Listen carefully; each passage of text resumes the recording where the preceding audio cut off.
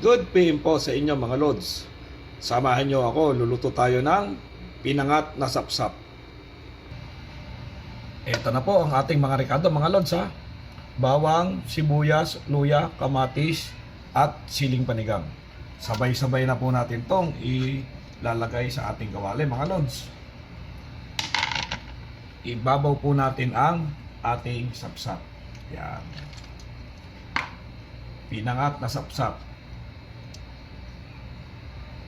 So, ayan na po siya. Lagyan natin ng asin,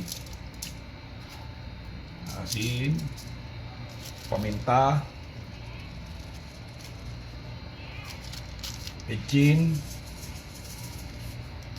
ang ating siling panigang. Ayan, pwede po natin durugin na mga Lods ha, kung gusto nyo na maanghang.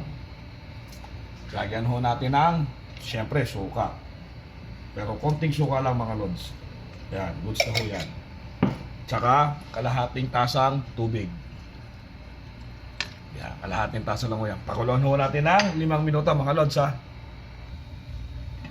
After 5 minutes mga Lods, ito na po ang ating pinangat na sapsap.